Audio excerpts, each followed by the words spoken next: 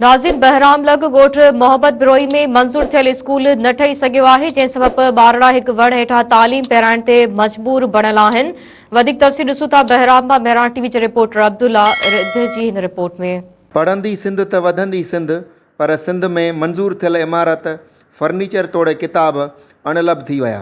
ॻोठ मोहब्बत बिरोई में ॿारड़ा स्कूल इमारत न हूंदे वण हेठां तालीम पिराइण ते मजबूर आहिनि। स्कूल जे उस्तादनि ऐं ॿारड़नि मेरान टीवी सां पंहिंजा वीचार कुझु हिन रीति वंडिया। असीं मेरान टीवी वारनि जा तमामु घणा थोराइता आहियूं, जन हेॾी तकलीफ़ करे असांखे अचे हिन हिकिड़े क़बाइली साहिली पट्टी में जेको आहे सो असांजी ख़िदमत कई आहे।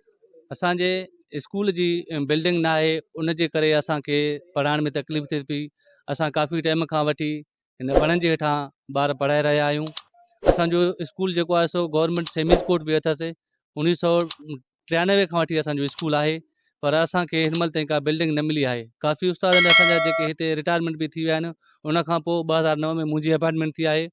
2009 खां वठी हिन महिल ताईं असांखे बिल्डिंग न मिली आहे। इन जे हवाले सां असीं एजुकेशन वर्क वारनि खे जेको आहे सो रिक्वेस्ट कईसीं, एप्लीकेशन बि ॾिनासीं। खुदारा असांखे बिल्डिंग ॾिनी वञे। असांजा तमामु ॿारड़ा परेशान आहिनि ऐं झूपड़ियुनि में, कॾहिं ओताकुनि में, कॾहिं हे वणनि जे हेठां उन्हनि जे साए में जेको आहे त तालीम पिराए रहिया आहिनि। तमामु असांखे तकलीफ़ आहे, असांजे ॿारनि खे तकलीफ़ आहे ऐं असांजा जेके न फर्नीचर आहे स्कूल में, का सहूलियत वग़ैरह कोन्हे का।